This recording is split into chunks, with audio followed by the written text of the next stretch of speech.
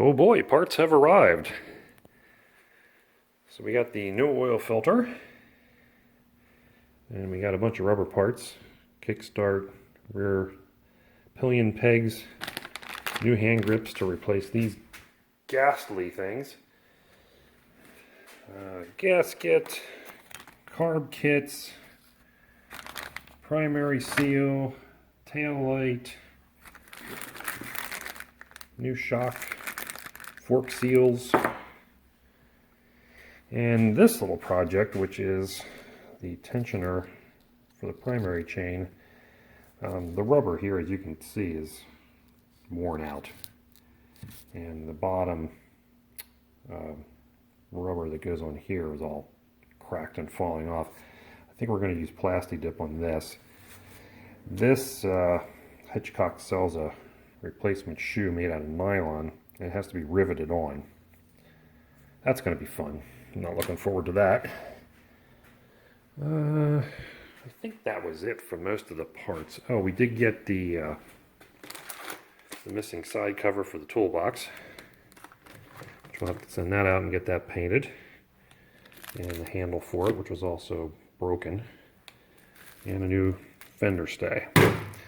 So lots of parts, and we might actually be to the point of starting to put some things back together. One thing I did want to mention, the bar here, this is for the foot pegs. The front foot pegs go on either end of this, and you can see this one's clearly bent. And so I was able to get a new one from Hitchcock's. Very inexpensive. I think it was about $10, $12 for that. And it comes with new nuts even. So you're going to see a lot of these Enfield models, the bullets too, are going to have, this is pretty common when they get knocked over or dropped, that these bars will bend. I mean, you can probably bend them back to some degree, but this one's pretty bad. And it also got knackered removing it. We won't mention who did that. But that's oftentimes why the foot pegs are not straight. In the case of mine, however, on this piece here, that one is bent. I'm going to have that one straightened. So just wanted to point that out in case you've got one with foot peg problems. It may not be this. You are likely to find it is that threaded rod that goes through. Well, the Magneto is back from its vacation in Canada, and it looks fabulous. All bead blasted. The inside's been fully rebuilt, other than rewinding the armature. We didn't do that because this one seemed to be okay. But a new capacitor. And oh, let's just see what all we got here. I have the bill sitting here. I'll get to that in a second. The advanced unit, which had the broken tabs, has been replaced. Not available new. Had to get a used one and retrofit it to this assembly. NGK plugs made up, plug wires, excuse me, to replace the Lodge ones that were on there originally. So it looks very nice. This was a somewhat anticipated expense, but it quickly ballooned beyond what I was kind of hoping for. That advance mechanism was most of the problem.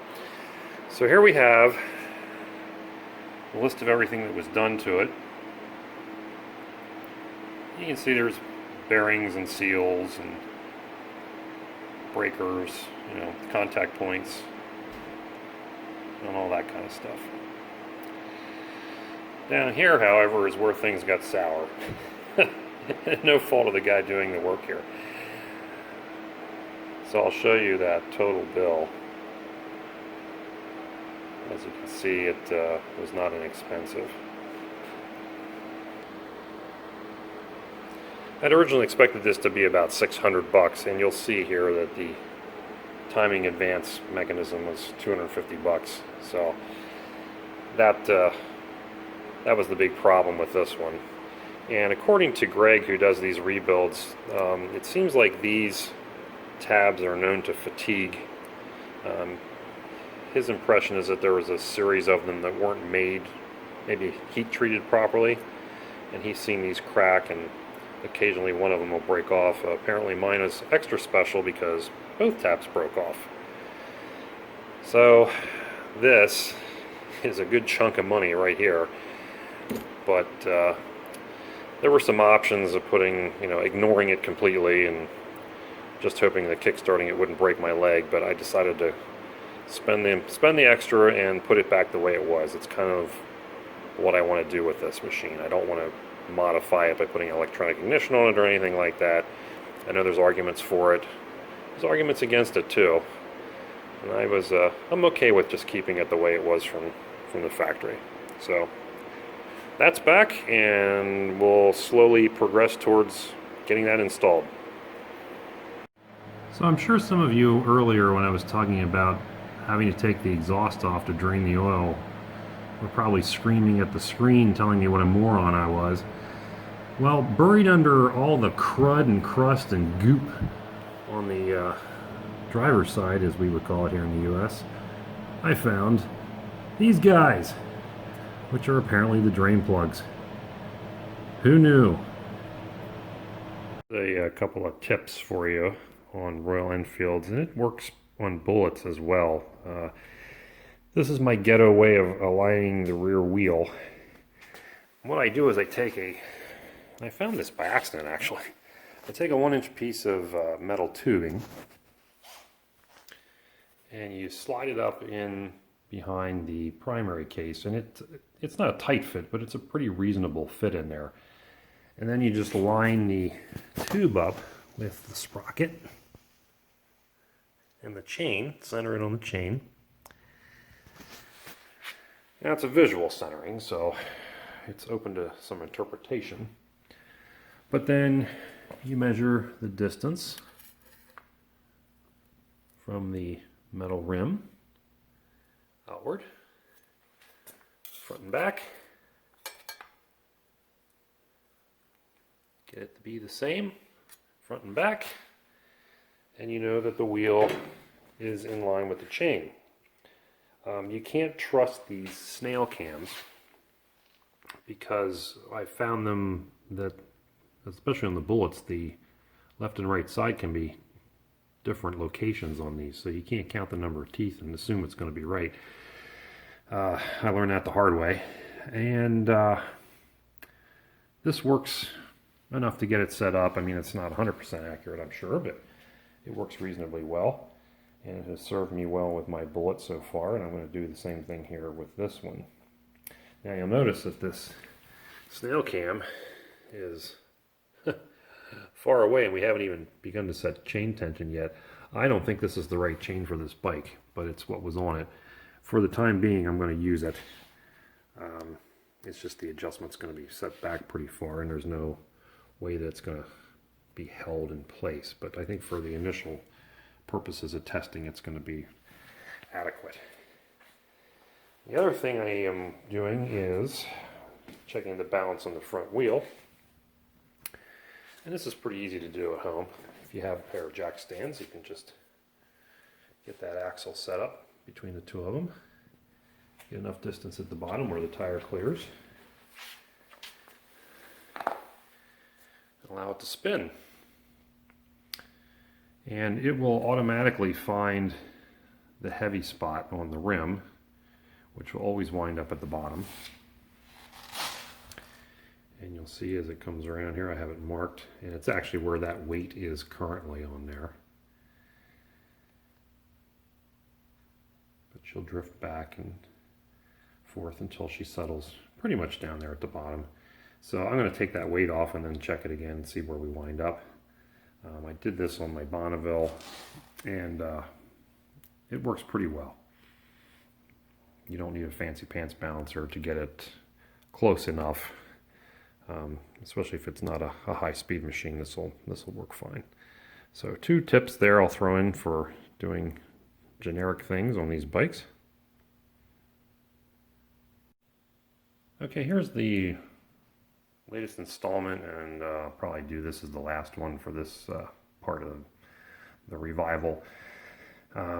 We made some progress, got some parts in and some things done, so let's go over those quick.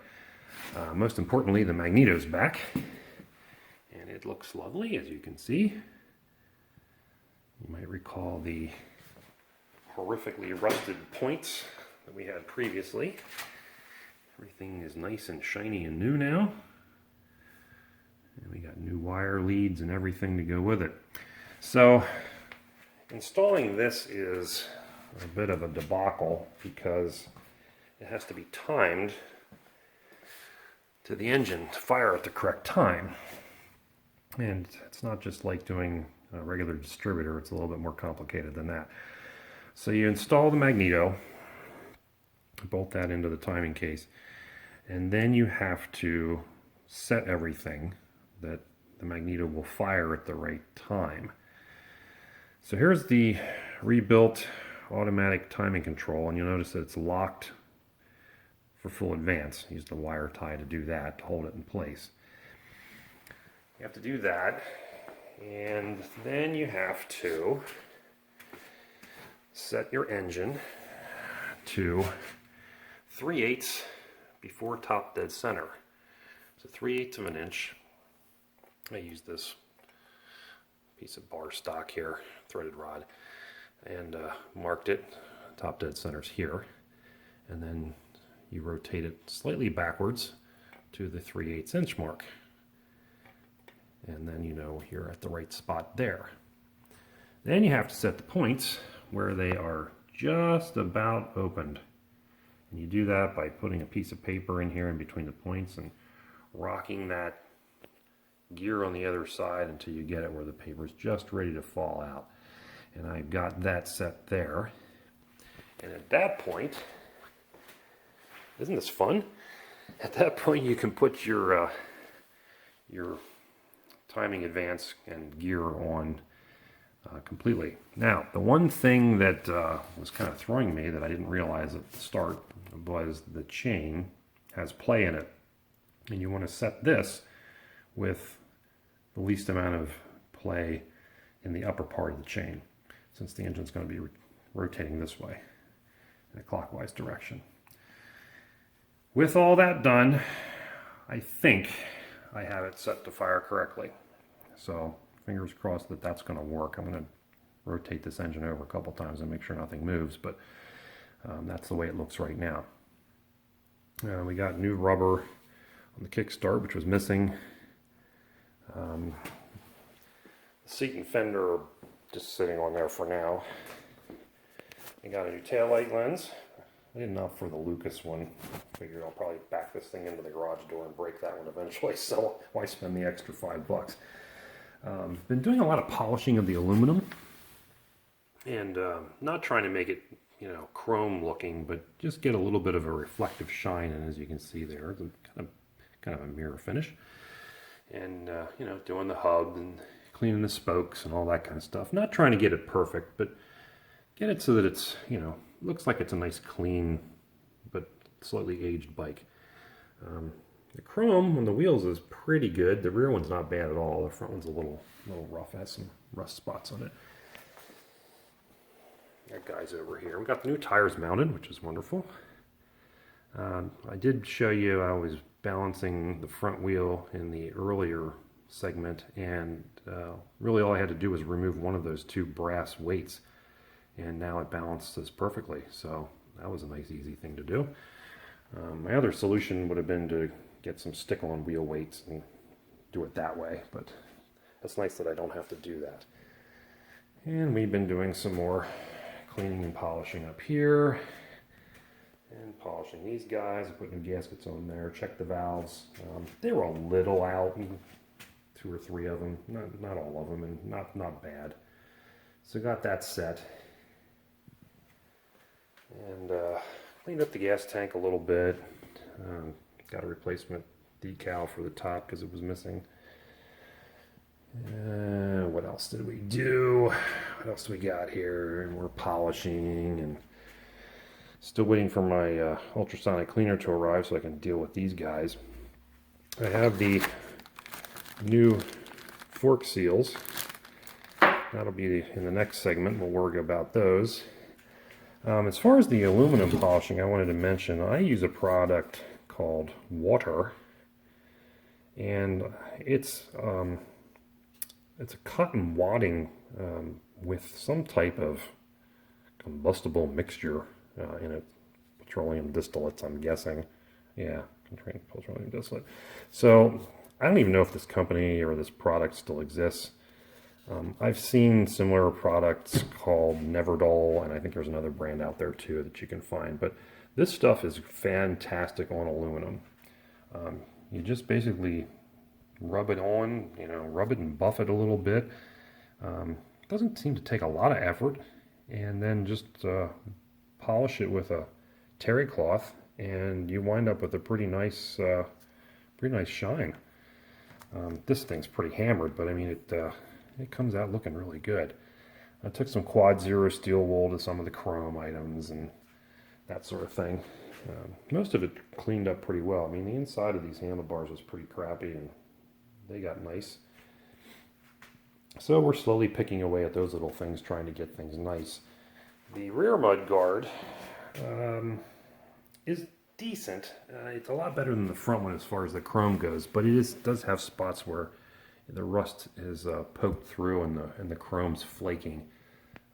Most of it's hidden under the seat or up towards the front. This back part here actually looks pretty good. You can see the old Royal Enfield lettering there. That's gone, but it cleaned up pretty decent. So we're going to let that go for now. There's Leo's motorcycle sticker. I don't know that this is from 1964. That looks a little new to me, but I think that's probably where the bike came from, because they did sell Royal Enfield back at that time. So I'm thinking that's where this thing was originally sold. Maybe it was a sticker when it was traded in once in the early 70s. I don't know. I don't know how old that sticker really is. But I'm going to leave it there. It's part of the bike's history. Which brings me to some commentary about that. This is not a restoration. I did a car restoration once where I tried to make everything, perfect and beautiful and all that. And it wound up being a giant pain in the ass to own, because I was constantly worried about it and getting in every little stone chip and scratch and ding and, dirt on the undercarriage and all that. And anymore, I don't really opt for that. I'm more of a keep it as it was. Here's that overused word again. Let the patina there. Just clean it up and polish what's there, and kind of let the bike tell a story. Kind of let the car tell a story that every ding, every scratch has been earned. And as long as it's not hideous, this thing is really nice shape, which is why we're going to leave the weirdo green paint, because I kind of like the color, and it's part of the story of this bike. Somebody wanted it green and painted it green, so instead of the blue, which actually is the color that I like the most. But the expense of redoing the painted parts and the fact that this green looks kind of cool, I'm just going to go with that. We can always change it later. Let's see, what else? Oh, there is the matter of the primary side. And you might recall we had to replace the rubber on this shoe. It was completely shot.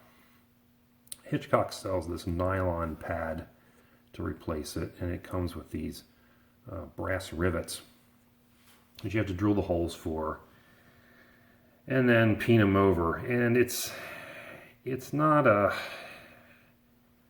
job I would probably recommend for a real amateur mechanic. If you don't think you could do something like that, you probably shouldn't try it. I did it, and it turned out okay.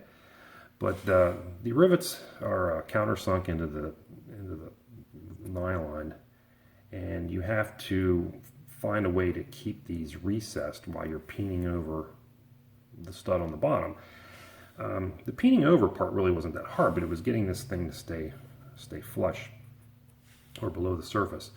I wound up kind of jury-rigging a round-headed screw head in my vise, and then putting it on that and then tapping the other side. And it was a little nerve-wracking, but everything seems to have worked okay. So I'm going to leave that as it is and hope for the best there. The foot here normally is encased in rubber as well. And this is what's left of that. It's pretty much just shot coming apart. So I got some Plasti Dip and sprayed this foot with that. You can also dip it. I used to have the dipping can of stuff, but it dries out really quickly and just kind of disappears. So I tried the spray version this time, and really the only reason to have that on there is I think for noise isolation. I don't really think it matters as far as the case getting worn or anything, but maybe it does. You know, it's possible. So I put a coat of plastic coat on there. We'll see how that does. In worst cases, we can always, you know, take it out and put a little piece of rubber or something under there if we would have to, but I think that'll be fine. So now I can put the cover back on there and seal that up, and then start putting on the exhaust and the pegs and all that kind of thing. I think that might be it for where we are. So I'm going to continue on with putting the timing nonsense back together. And got some plugs for it, which are over here somewhere. I don't know. But these guys here, these are going to be the next holdup. I'm waiting for the ultrasonic cleaning vat to get here. I already have the simple green to put in it. Oh, and we completely overlooked another addition to the shop, which is the blast cabinet. This was a Christmas gift I got, which I'm delighted to have. And we're going to use that to take care of this poor, tired, rusted, hideous thing. So I have that to do once I get that hooked up. So there you have it. That's where we currently are. Making some progress here. We're going to be on the path to trying to kick this thing over here very soon. Probably sometime in the next month or two, depending on how much time I can devote to working on it.